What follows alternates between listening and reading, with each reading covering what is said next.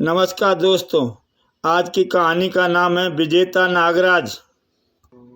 इच्छाधारी नागों के नागमणि द्वीप में स्थित यह असाधारण गुफा, जानने वाले जानते हैं कि इस गुफा में वास करते हैं सैकड़ों हजारों दिव्य शक्तियों के स्वामी, माँ शक्तिमान, नागश्रेष्ठ, कालदूत, महात्मा कालदूत।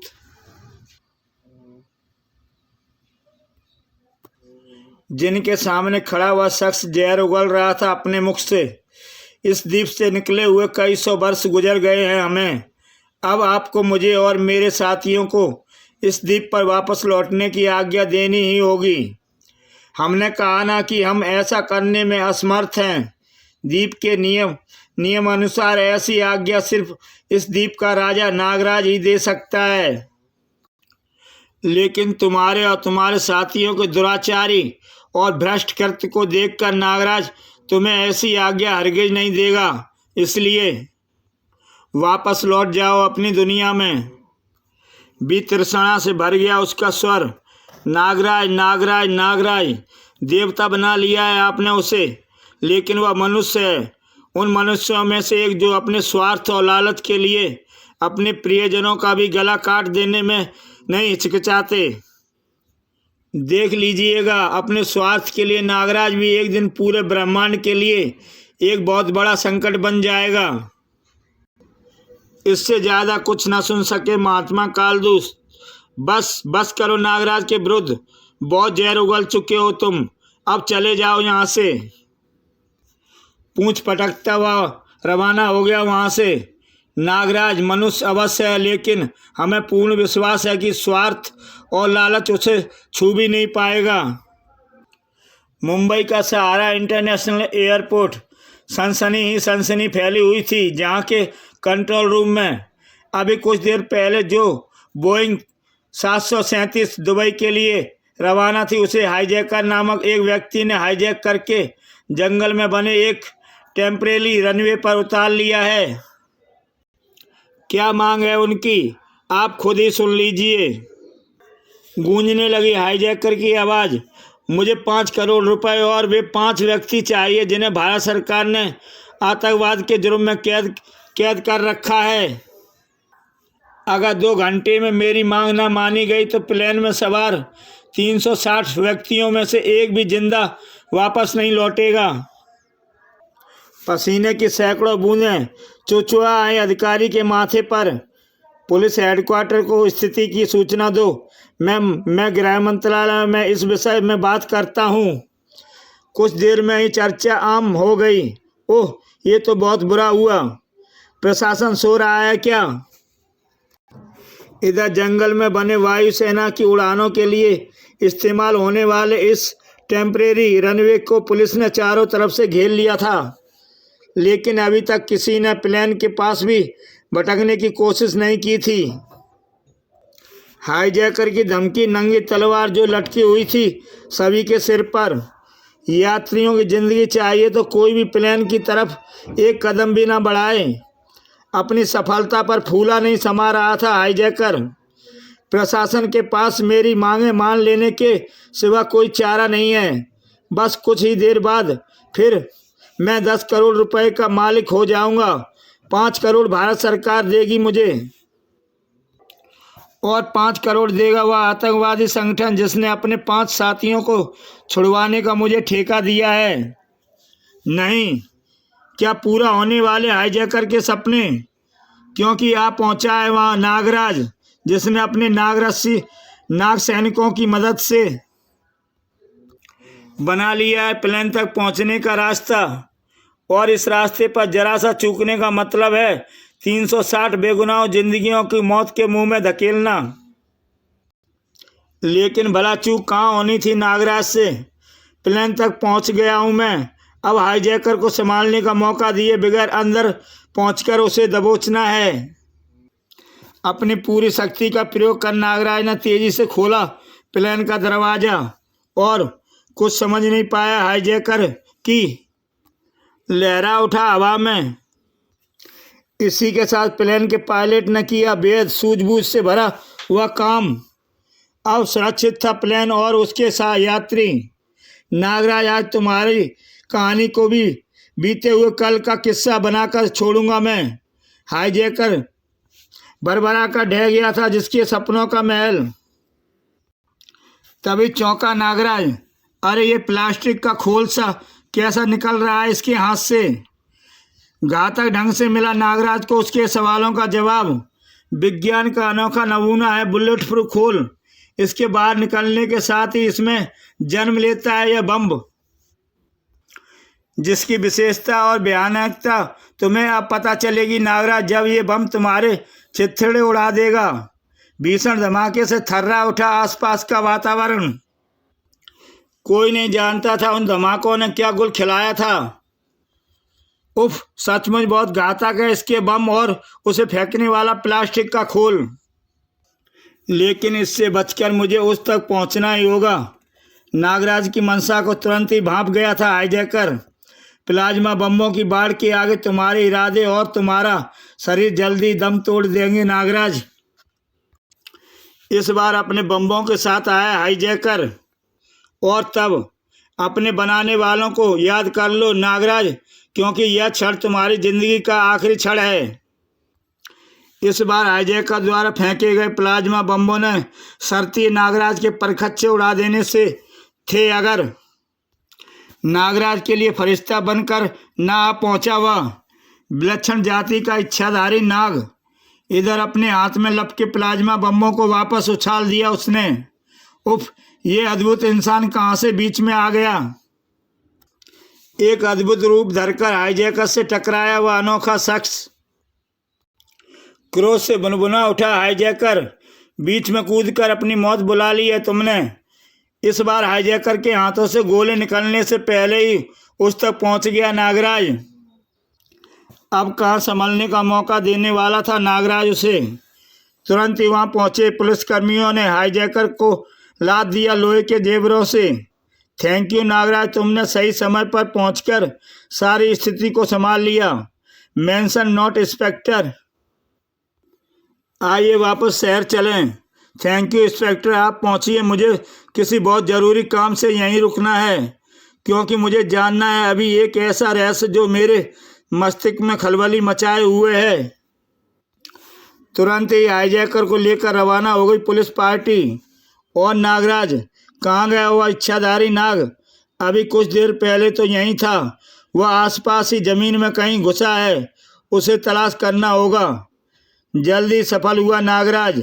हाईजैकर के बम के धमाके से बने इस गड्ढे में रेंग कर गया है वह इच्छाधारी नाग। मैं भी चलता हूँ इसमें। और कुछ ही पलों बाद ही जा पहुँचा उस छोटी किंतु अनोखी व अद्भुत दुनिया में। विलक्षण जाति के इन इच्छाधारी नागों की छोटी सी दुनिया, जिन्हें सदा नशीले पदार्थों का सेवन करने के अपराध में विसर्पी के पिता मणिराज ने नागमणि द्वीप से हमेशा के लिए निकाल दिया था। तो इस विलक्षण जाति का मेरा मददगार लेकिन वह है कहाँ? अपने में ही मस्त नशे में धुत पड़े विलक्षण जाति के इच्छाधारी नागों के बीच नागराज अपने मददगार को ढूंढने में लग गया। उफ, इच्छाधारी अद्भुत शक्ति के स्वामी होने के बावजूद भी ये नाग नशीले पदार्थों के चक्कर में अपने आप को तबाह करने पर तुले हुए हैं। अच्छा हुआ विसर्पी के पिता ने इन्हें नागमणि द्वीप से निकाल दिया, वरना ये द्वीप के सभी नागों को अपने जैसा बना देते। नशीले पदार्थ के खेत जो यहाँ के इच्छाधारी नागों का प्रमुख भोजन है। आखिर नागराज ने ढूंढ लिया अपना मददगार। तुम यहाँ कैसे आ पहुँचे?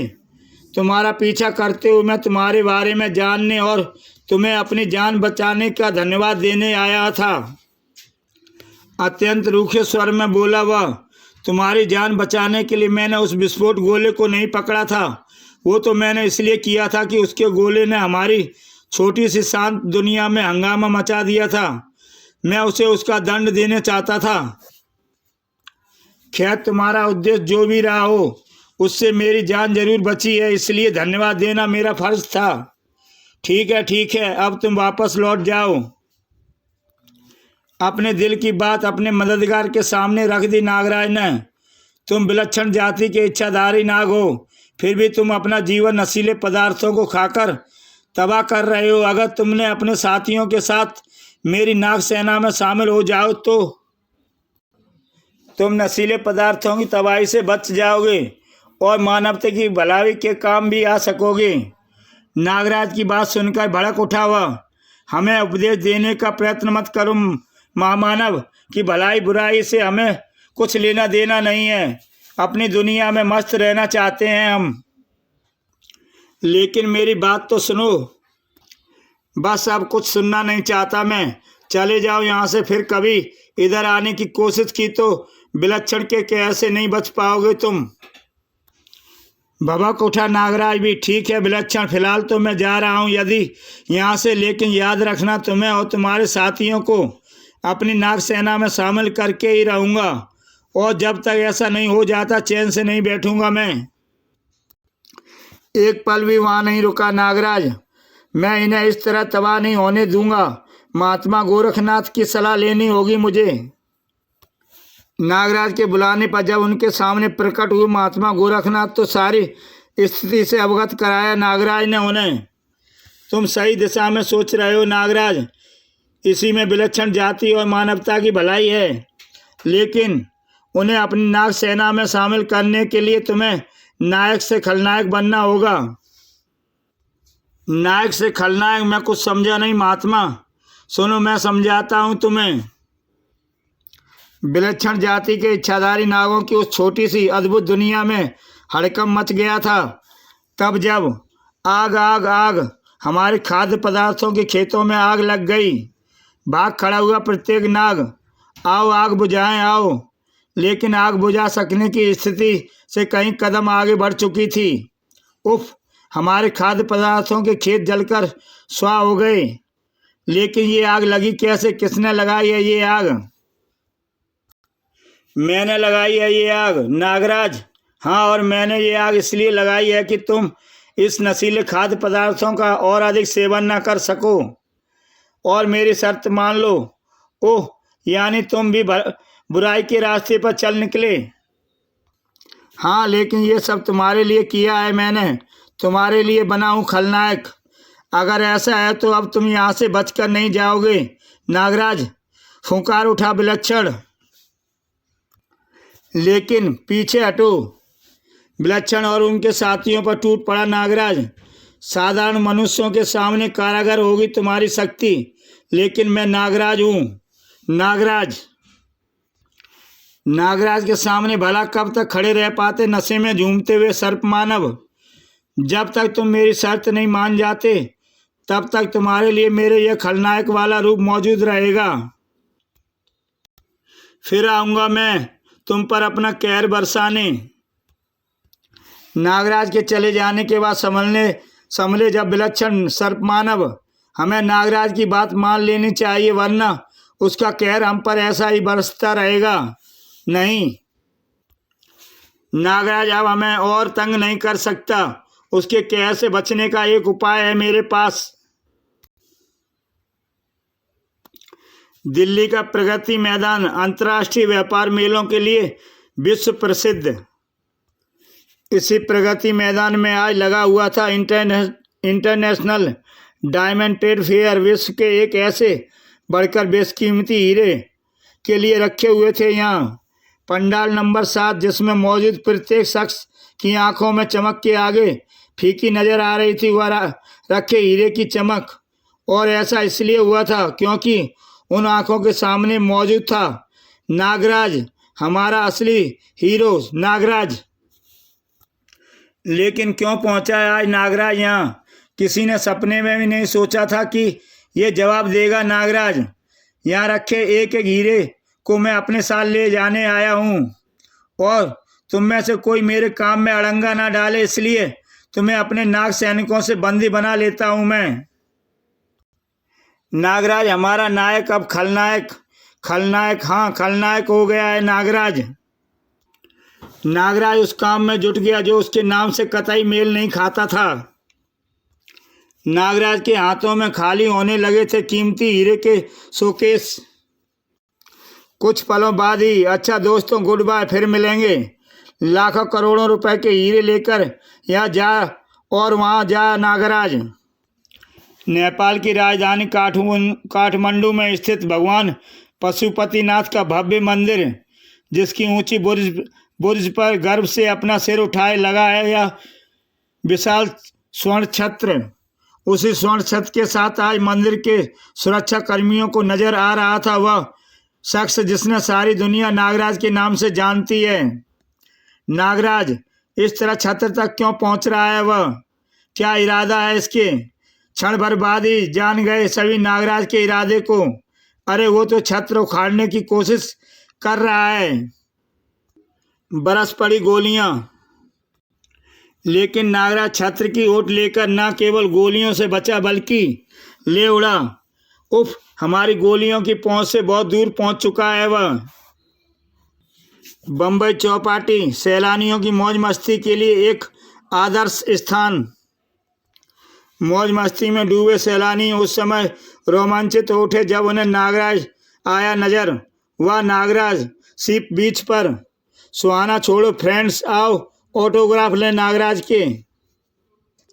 लेकिन ऑटोग्राफ की जगह नागराज ने उन्हें दिया। हाय मम्मी रे, दहशत तो फैलनी ही थी, हड़कंप तो मचना ही था। भागो वरना सांप काट खाएंगे हमें, भागो। गिड़गिड़ा उठा एक बच्चा। प्लीज नागराज अंकल, मेरे पास नागों को मत लाइए, मुझे बहुत डर लगता है। प्लीज, नाग से डर लगता है तुम्हें? कोई बात नहीं, अभी तुम्हारा डर दूर किए देते हैं हम। उफ, ये क्या घिनौना कृत्य किया नागराज ने। दहशत से अपने होश गवा बैठा था वह मासूम दीपू। सैकड़ों बद्दुआएं निकल पड़ी थी उस माँ के मुख से जिसका कुलदीपक मौत के तूफान से जूझ रहा था। जल्दी, ये सब क्या इंस्पेक्टर, क्यों गिरफ्तार किया जा रहा है मुझे? You are under arrest mister Nagraj.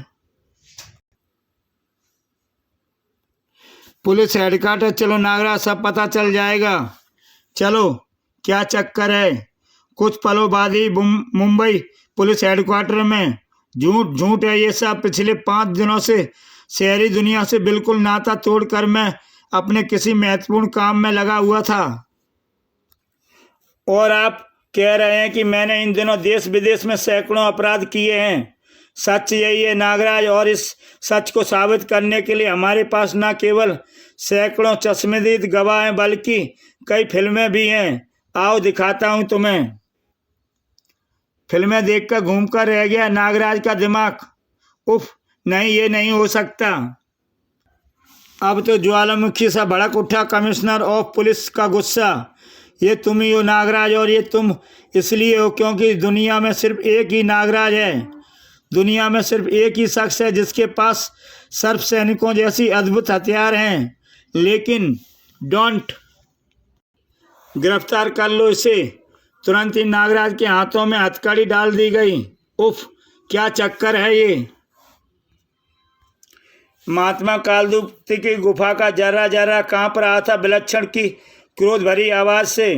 इससे पहले मैं इस द्वीप पर आपसे यहाँ प्रार्थना करने आया था कि आप मुझे मेरे साथियों को वापस द्वीप पर आने की आज्ञा दीजिए, लेकिन आपने हमें दुराचारी, भ्रष्ट और न जाने क्या क्या कहा। लेकिन आज ये बताने आया हूँ मैं आपको कि दुराचारी भ्रष्ट हम नहीं, वह है जिसे आप देवता, सम्राट, मानवता का रखवाला और न जाने कितने नामों से पुकारते हैं। भलाई के रास्ते पर चलने वाला आपका चहेता नागराज बुराई के रास्ते पर चल पड़ा है आज। कुछ ना समझे महात्मा कालदूत तभी तो उलझन भरे स्वर में बोले वे। विस्तार से बताओ विलक्षण, कहना क्या चाहते हो तुम? जिसका एक एक शब्द विस्फोट साबित हुआ कालदूत के लिए। नहीं, ऐसा नहीं हो सकता नागराज, ऐसा नहीं कर सकता। बिफर पड़ा विलक्षण। अंधे हो गए आप। तभी तो इतना सब कुछ हो जाने के बाद भी आप नागराज को सिर्फ और सिर्फ नायक के रूप में देख रहे हैं, जबकि हकीकत यह है कि नागराज खलनायक बन चुका है। ऐसा ही हुआ है, एकदम ऐसा ही हुआ है। मैंने पहले भी सचेत किया था आपको। मैंने आपको पहले ही बताया था मनुष्यों की प्रवृत्ति के बारे में, लेकिन आप यह सब कुछ इसलिए मानने को तैयार नहीं हैं क्योंकि आपकी आंखों पर नागराज के मुंह का पर्दा पड़ा हुआ है। खलनायक नागराज, लेकिन आप मेरी बात पर विश्वास मत कीजिए, अपनी दिव्य दृष्टि से स्वयं देख लीजिए हमारे पर किए गए नागराज के जुल्म को। दिव्य दृष्टि का उपयोग किया कालदूत ने। अपने स्वार्थ के लिए नागराज ऐसी घिनौनी हरकत करेगा, ये हम सपने में भी नहीं सोच सकते थे। देखना होगा हमें इस समय कहाँ है नागराज। दिव्य दृष्टि की मदद से नागराज को देखकर उछल ही पड़े महात्मा कालदूत। नागराज जेल में, लेकिन क्यों? पट से खुल गई महात्मा कालदूत की आंखों में नजर आने लगा नफरत का तूफान। अपनी शक्तियों के मद में चूर होकर नागराज नायक से खलनायक बनता जा रहा है। स्वार्थी और लालची हो गया है नागराज, और इस काम में उसका साथ दे रहे हैं गोरखनाथ। उन दोनों के स्वार्थ की यह आग एक दिन पूरी मानवता को ले डूबेगी। नागदंत की तरह ही प्रलयंकारी साबित होगा नागराज, और ऐसा उससे पहले ही रोकना होगा उन्हें। उनके लालच और स्वार्थ के साथ ही खत्म करना होगा उन्हें। अगले ही पल अंगारे उगलती कालदूत की आंखों से विचित्र सितारों की बारिश सी होने लगी, जो जो आकृतियां का निर्माण करती चली गई। हीरे की मांदित चमक उठी विलक्षण की आंखें। मेरी हर योजना सफल हो गई नागराज, अब तू ज़्यादा समय तक जिंदा नहीं रह सकता। इधर जेल में बंद नागराज, किसी ने मेरा रूप धर के और अपने हाथों से नाक छोड़कर मुझे बदनाम करने की साजिश रची है, और उसमें वह पूरी तरह सफल भी हो जाएगा अगर मैं यूँ जो जेल में बंद रहा। कठोरता से भरता चला गया नागराज का चेहरा। मुझे उसकी साजिश को विफल करना होगा। क्या रहस्य था विलक्षण की बातों का? पुकार उठा नागराज, बाहर आओ सोडंगी। नागराज के शरीर से निकली सोडंगी रेंग गई सलाखों से बाहर की तरफ, और अब आजा था नागराज। धन्यवाद सोडंगी, अब तुम वापस मेरे जिस्म में समा सकती हो। सोडंगी समा गई नागराज के जिस्म में, लेकिन जैसे ही वह वहाँ से चलने को हुआ, नागराज रुक जाओ। सॉरी दोस्तों, मेरे पास रुकने का टाइम नहीं है। हल्की सी विष बुखार बहुत हो गई इन्हें बेहोश करने के लिए। जेल के सुरक्षा कर्मियों ने अपने सर्व सैनिकों से बेबस करता बाहर निकलता नागराज अचानक चौंक पड़ा। बरसते हुए रंगीन सितारे लेने लगे एक मानव आकृति, जो जब पूर्ण हुई तो थरथरा रह गया नागराज। कुछ पलों के लिए हैरानी के भूत ब्रेक के डांस कर उठे से उनके चेहरे पर। मरने के लिए तैयार हो जा नागराज, तेरी जिंदगी के दिए का बुझने का समय आ गया है। कौन हो तुम, कहाँ से आए हो, और मुझे मौत देने को क्यों मरे जा रहे हो तुम? जवाब दिया विश्रखा ने अपने प्रचंड वार से। अपने मृत्यु देवता के पास पहुंचकर अपने गुरु गोरखनाथ के साथ साथ जवाब मांगना अपने हर सवाल का। ओह, महात्मा गोरखनाथ से क्या संबंध है इसका? उनका नाम क्यों ले रहा है यह? नागराज के हर सवाल का।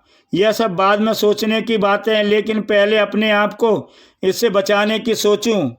नीचे गिरने के साथ रबड़ की बबुए की भांति संभला नागराज, और जैसे हवा पर सवार होकर विश्रखा तक पहुंचा। मेरे हर सवाल का जवाब तुझे ही देना होगा। अचानक आश्चर्य से फटती चली गई नागराज की आंखें। सामने का दृश्य ऐसा था। अपने स्वार्थ के लिए तुम धीरे धीरे विश्व के लिए खतरा बनते जा रहे हो नागराज, इसलिए तुम्हारा खत्म होना बहुत जरूरी है। नागराज को मिट्टी का पुतला समझकर कितनी बड़ी भूल की है तुमने, ये तुम्हें अभी पता चल जाएगा। अपना वार करने के लिए भौचक्का रह गया नागराज। ओह, मेरा हाथ तो इसके आर पार निकल गया। उफ, अब मौत के शिकंजे में फंस गया है तू नागराज। नहीं बचेगा, अब तू नहीं बचेगा। नागराज की गर्दन पर सख्ती से जम गए विश्रखा के हाथ। जल बिन मछली की भांति छटपटा उठा था नागराज। अब एक ही सांस में और नहीं ले पाएगा तू नागराज। इसकी फौलादी पकड़ से छूट नहीं पा रहा हूं मैं। धीरे धीरे दम घुट रहा है मेरा। ठीक मौत के दरवाजे पर पहुंच गया था नागराज।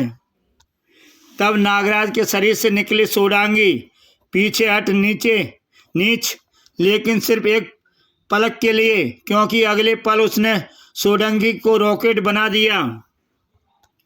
नागराज के सर्प सैनिक भी कुछ न बिगाड़ सके विषरखा का। इन तुच्छ नागों की क्या बिसात जो रोक सके विषरखा को। उफ, क्या किया जाए इससे निपटने के लिए। राजधानी एक्सप्रेस से भी ज्यादा तेज दौड़ने नागराज के दिमाग ने आकर ढूंढ ही लिया विषरखा से निपटने की तरकीब। हाई टेंशन वायर के जंक्शन के पास स्थित वाटर टैंक से ज्यादा कुछ बात बन सके। जहां तू जाएगा नागराज वहां मैं भी आऊंगा। वाटर टैंक की तरफ लहराया जो नागराज तो उसके पीछे लपका विषरखा भी। और यह क्रम तब तक चलता रहेगा जब तक तू मौत की गोद में नहीं सो जाता। घातक थी बहुत वे काली किरणें जिससे नागराज तो शानदार कलाबाजियां खाकर बच गया, लेकिन वाटर टैंक न बच सका। और अगले पल ऐसा दृश्य उपस्थित हुआ वहां जैसे भाखड़ा बांध टूट गया हो। भलभला उठे पानी के चपेट में आने से स्वयं को न बचा सका विषरखा। इधर नागराज ने लपक कर उठा लिया कार की टूटी बॉडी का वह धारदार टुकड़ा, जिसे पूरी शक्ति के साथ उछाल देने में एक पल का 1000वां हिस्सा भी नहीं गंवाया नागराज ने। परिणाम खटाक, खंबे से जुदा होकर पानी में आ गिरे करंट उगलते हाई टेंशन के वायर इसी के साथ पानी में फैलते चले गए। 2500 वोल्ट के करंट ने चीख उबाल दी विषरखा के कंठ से, और वह चीख विषरखा की अंतिम चीखें साबित हुई। स्तंभ खड़े थे नागराज और सोडंगी। कौन था ये विषरखा और कहाँ से आया था? ऐसे सैकड़ों मेरे मस्तिष्क में मैदान में भी कुश्तियां लड़ रहे हैं, इसलिए मुझे उसका जवाब पाने के लिए महात्मा गोरखनाथ से संपर्क करना होगा, क्योंकि उनसे जाने क्योंकि लड़ाई के बीच गोरखनाथ का नाम लिया था। आंखें बंद कर ली नागराज ने और पुकार उठा, महात्मा गोरखनाथ प्रकट हो। लेकिन आज वह हो गया जो पहले कभी नहीं हुआ था। मेरी पुकार पर महात्मा गोरखनाथ नहीं आए, जरूर किसी मुसीबत में फंस गए बैठे हैं। एक पल के लिए भी नहीं ठहरा नागराज, मेरे शरीर में समा जाओ सोडंगी। मुझे तुरंत आसाम महात्मा गोरखनाथ के आश्रम में पहुंचना है। लगता है उन पर कोई संकट आन पड़ा है। महात्मा गोरखनाथ एक अजीब समस्या से दो चार थे जो, कौन हो तुम, क्या करने आए हो यहाँ? सर्पकंठा नाम है मेरा, तुम्हें अपने साथ ले जाने आया हूँ मैं यहाँ। कहाँ ले जाना चाहते हो तुम मुझे? इसका पता तुम्हें वहीं पहुँच कर चलेगा गोरखनाथ। उगल दी सर्पकंठा ने वह विष फुफकार की आंधी। इन तूफान के आगे तिनके की तरह उड़ जाएंगे तेरे ये विष फुफकार की आंधी। गरज उठे गोरखनाथ।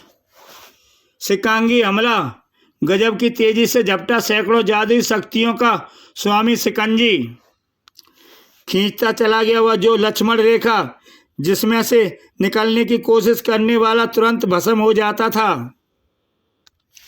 लेकिन बच्चों का खेल है मेरे लिए इस अग्नि रेखा को पार कर लेना, क्योंकि स्वामी ने मुझे बनाने समय सिकांगी की प्रत्येक शक्ति का भरपूर ख्याल रखा है, और इस बात का भी ख्याल रखा है कि उन्होंने सिकांगी से कैसे निपटा जा सकता है। सिकांगी की संपूर्ण शक्ति धरी की धरी रह गई उस अद्भुत पिंजरे के सामने।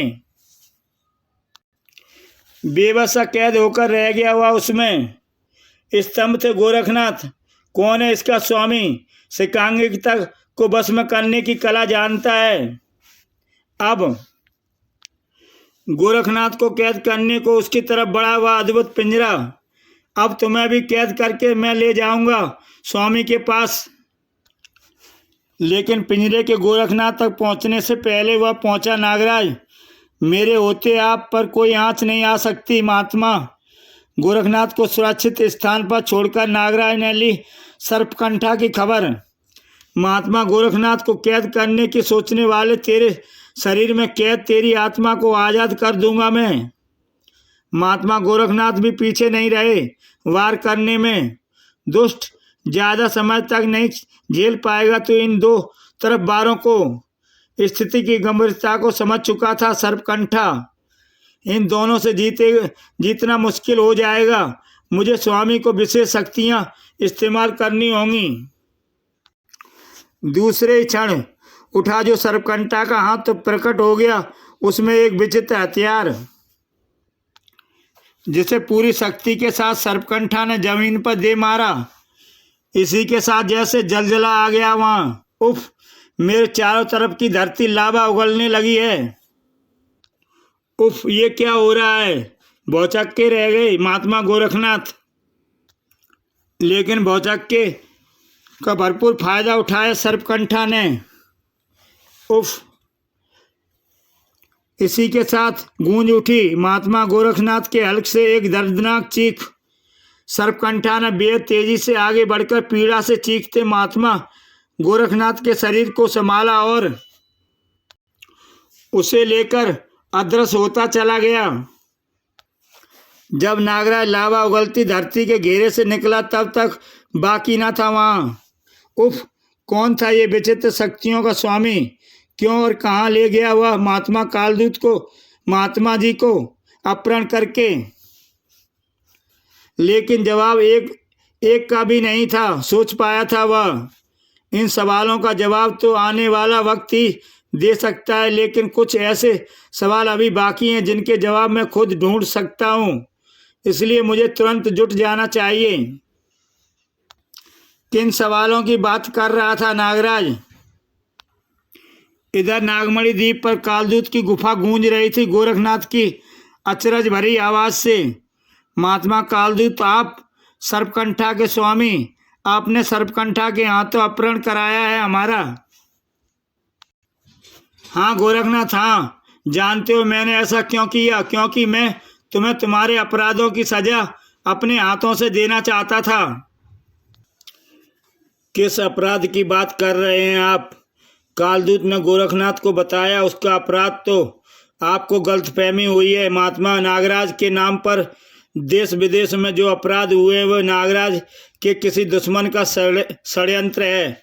क्योंकि जिन दिनों वे अपराध हुए नागराज विलक्षण जाति के नागों को अपने बस में करने में लगा हुआ था।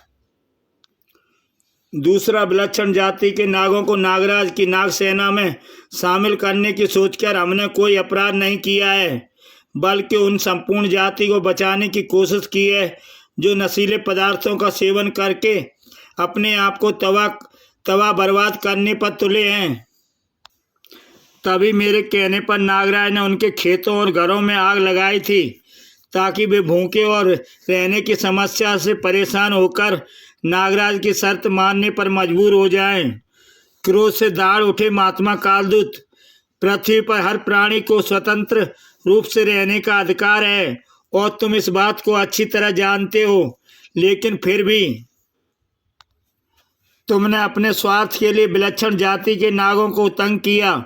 नागराज ने अपने स्वार्थ के लिए देश विदेश में डांके डाले, इसलिए हमने तुम दोनों को समाप्त करने का निर्णय किया है। तुम यहाँ आ ही पहुँचे हो, नागराज को भी विषरखा खत्म करके आता ही होगा। तभी वहाँ प्रवेश किया सर्पकंठा ने। विषरखा को नागराज ने समाप्त कर दिया है स्वामी, अभी जीवित है वह। इस बात का सबूत मुझ में हुई उसकी मुठभेड़ है।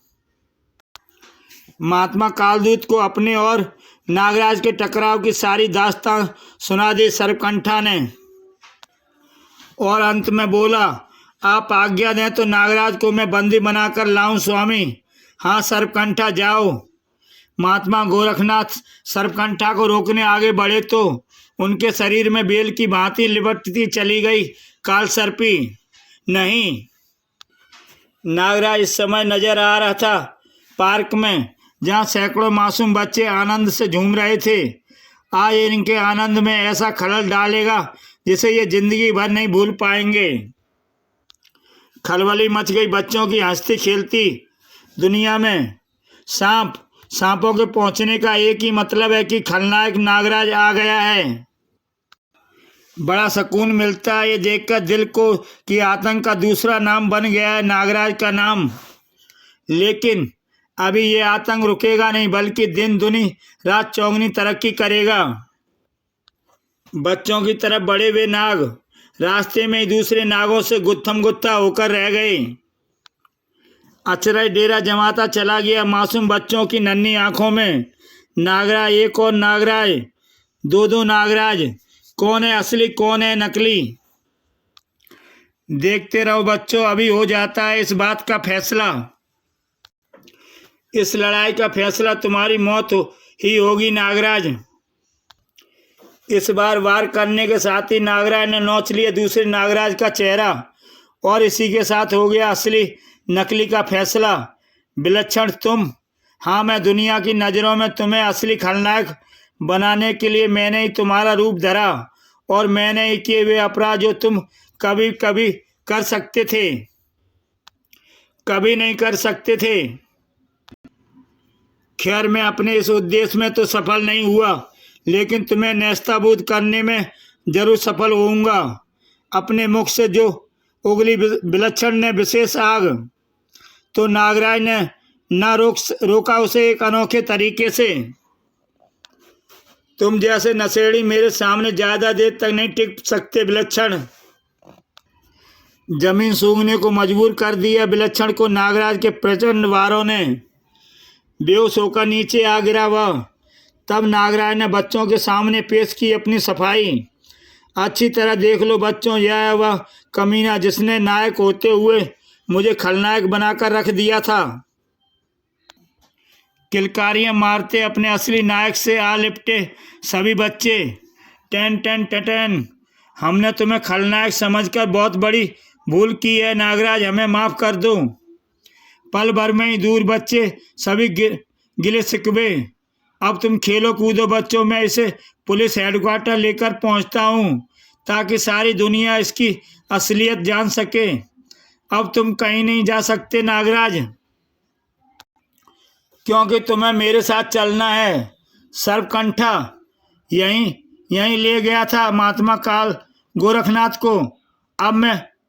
अब ये मुझे लेने आया है। सारा रहस्य जानने का एक सुनहरा मौका मिला है मुझे, इसे अपने हाथ से नहीं जाने दूंगा। नागराज ने आसानी से पूरी हो जाने दी सर्पकंठा की इच्छा। नागराज को लेकर गायब होता चला गया सर्पकंठा। होश में आ चुके विलक्षण ने भी देखा वह नज़ारा। नागराज को लेकर गायब हो गया सर्पकंठा। कहाँ पहुँचेगा उसे लेकर ये अच्छी तरह जानता हूँ मैं, इसलिए मैं भी वहाँ पहुँचकर अपनी आँखों से देखूंगा नागराज की मौत का नज़ारा। कालदूत की गुफा के कोने कोने में गूंज रही थी नागराज और गोरखनाथ के कंठ से निकलने वाली दर्दनाक चीखें, और साथ ही गूंज रहा था महात्मा कालदूत के मुख से निकलने वाला ठाका। रोक लीजिए महात्मा कालदूत, रोक लीजिए अपनी शक्तियों को, मत खोलिए हमारे साथ दरिंदगी भरा यह खेल। अब तो यह खेल तुम दोनों के विनाश के साथ ही खत्म होगा। अचानक चट्टान की भांति कठोर होता चला गया गोरखनाथ का चेहरा। विरोध से लबलबा भरा स्वर निकला उनके मुख से। महात्मा नहीं रहे हैं, आप बैसीपन में उतर आए हैं, बैसी हो गए हैं आप, बैसी। हाँ बैसीपन ही है ये, और ये देख इसका एक और नमूना। कालदूत के हाथ में थमे नागदंड ने उगल दिए मौत के वे छल्ले, लेकिन पहुंचा नहीं नागराज तक। मेरे जीते जी नागराज के शरीर पर खरोंच भी नहीं डाल सकते आप महात्मा। अपने बंधनों को तिनके की भांति तोड़ दिए गोरखनाथ ने। वो तो अपनी शक्तियों का प्रयोग करने का इरादा है अब तेरा। हाँ महात्मा, आपके सामने मैं यह अपराध करना तो नहीं चाहता था, परंतु अब इसके सिवा कोई चारा भी नहीं है। अपनी शक्ति के बल पर नागराज को भी आज़ाद किया महात्मा गोरखनाथ ने। कालदूत की आंखों में कहर और आवाज में जहर भरता चला गया। आज़ाद तो हो गए तुम, लेकिन मृत्यु से नहीं बच पाओगे, बल्कि और भी ज़्यादा घिनौनी मौत मरोगे तुम सर्पकंठा के हाथों। अपनी शक्तियों के साथ आगे बढ़ा सर्पकंठा। स्वयं को बचाकर सर्वरस्सी पर लहराया नागराज। बचिए महात्मा और इसका ध्यान बटाने की कोशिश कीजिए। मात्र ध्यान ही नहीं बटाऊंगा मैं इसका, बल्कि इसे मौत के घाट भी उतारूंगा। अंदर मौत से जूझ रहे गोरखनाथ और नागराज को देखकर भरपूर आनंद ले रहा था गुफा के बाहर खड़ा विलक्षण। हा हा हा, मेरा जाल अब दोनों को तेजी से मौत के मुंह में खींचता ले जा रहा है। और जैसे ही नागराज की लाश धरती पर गिरेगी, मेरे और मेरे साथियों के नागमणि द्वीप पर वापस लौटने के सभी रास्ते खुल जाएंगे। अचानक विलक्षण के खुशी के क्षण आश्चर्य के पलों में बदलते चले गए। अरे, जाल से बुरी तरह जकड़ कर रह गए विलक्षण को दिखाई दी।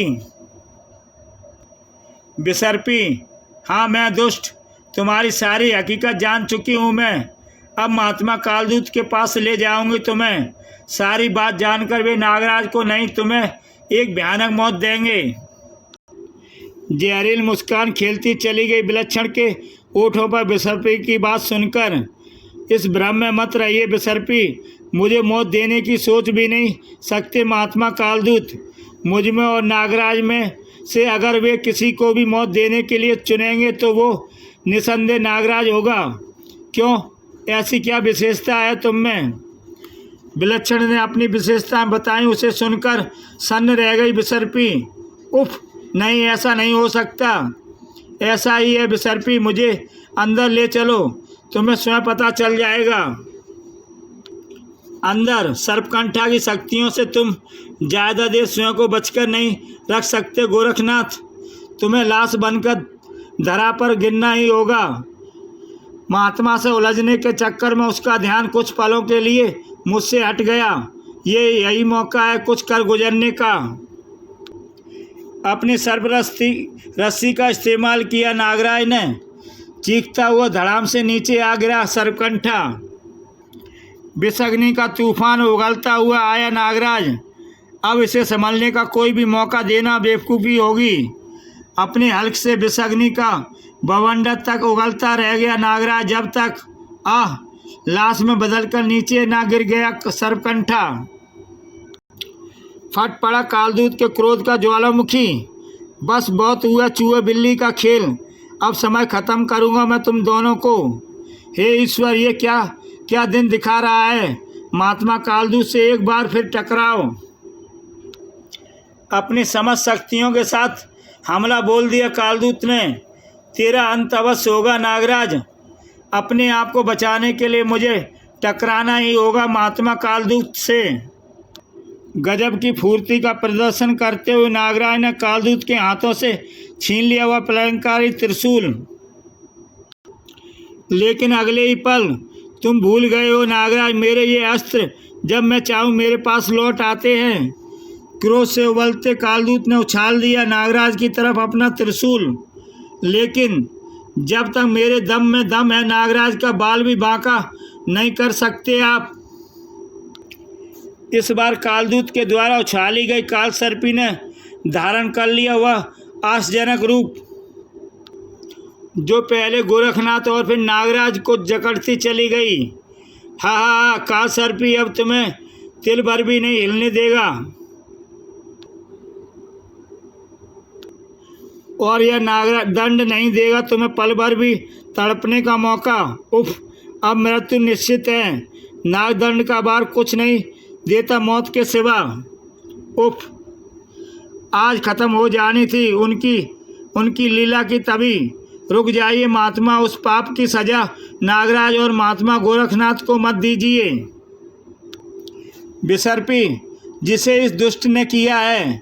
विलक्षण, चीख पड़े कालदूत। ऐसा नहीं हो सकता, नागराज को बचाने के लिए झूठ बोल रही हो तुम। घायल नागिन की तरह फुफकार उठी विसर्पी। हाँ, झूठ बोल रही हूँ मैं, और साथ ही झूठ बोल रही है नागमणि द्वीप की पूरी प्रजा। सच तो सिर्फ यह शैतान बोल रहा है जो तुम्हारा अपना खून है, तुम्हारा अपना पुत्र, जो जबरदस्त रैदोटन से गोरखनाथ का नागराज के लिए विलक्षण महात्मा कालदूत का पुत्र। नहीं, हाँ नागराज, हाँ विलक्षण महात्मा कालदूत का पुत्र ही है, तभी तो सच्चाई पर धूल डालकर तुम्हें सजा देने पर तुले हुए हैं ये। तभी तो भूल गए महात्मा कि इन्होंने विश्व के समस्त प्राणियों को पाप और पापी से बचाने का व्रत लिया हुआ है।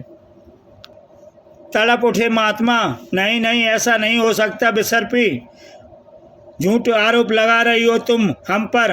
हम आज भी सच्चाई और न्याय के पुजारी हैं। अपने पुत्र से कहीं अधिक प्यार था नायक नागराज हमें, लेकिन आज नायक नहीं रहा नागराज, खलनायक बन गया है वह। नहीं महात्मा, नागराज आज भी नायक है, लेकिन उस खलनायक बनाने का प्रयत्न किया है विलक्षण ने, आपके पुत्र ने। बिफरते हुए विलक्षण की तरफ पलटे महात्मा कालदूत, अभी पता चल जाता है सारी सच्चाई का। कालदूत के तीव्र सम्मोहन में फंसकर सारी सच्चाई बयान करता चला गया विलक्षण।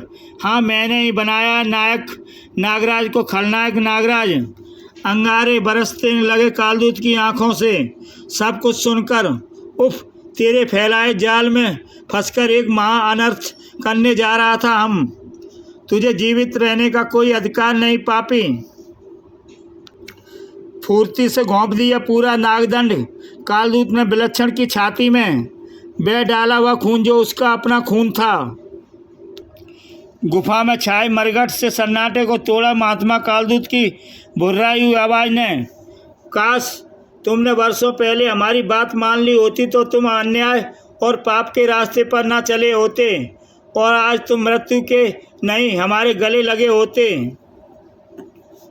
फिर नागराज और गोरखनाथ को आज़ाद किया महात्मा कालदूत ने, और मैं तुम दोनों का अपराधी हूँ। तुम दो चाहे दंड दे सकते हो मुझे, वचन देता हूँ तुम्हारे हर दंड को हंस हंस कर सहूँगा मैं। बोल पड़ा नागराज, ऐसा कहकर हमें शर्मिंदा मत कीजिए महात्मा, आपकी गलतफहमी दूर हो गई, हमारे लिए यही बहुत है। नागराज ठीक कह रहा है महात्मा। आगे बढ़कर नागराज को अपने सीने से लगा लिया महात्मा कालदूत ने। तुम धन्य हो नागराज, अब हम समझ गए हैं कि तुम विलक्षण को सुधारने के लिए ही कुछ पलों के लिए खलनायक बने। तुम्हें उसका फल मिलेगा। विलक्षण नहीं रहा, लेकिन उनके सभी साथी तुम्हारी सर्वसेना में अवश्य शामिल होंगे। अगर वे ऐसा नहीं करेंगे तो उन्हें मेरे कोप का भाजन बनना पड़ेगा। विलक्षण के साथी इच्छाधारी नागों में इतना साहस कहाँ था कि वे महात्मा कालदूत के क्रोध के कहर का सामना कर पाते। फलस्वरूप नागराज की सर्वसेना में शामिल हो गए सभी, और नागराज कहलाया विजेता नागराज। इसी के साथ दोस्तों ये कहानी समाप्त होती है। जय हिंद। ये कहानी आपको कैसी लगी कमेंट बॉक्स में लिखकर भेजना दोस्तों।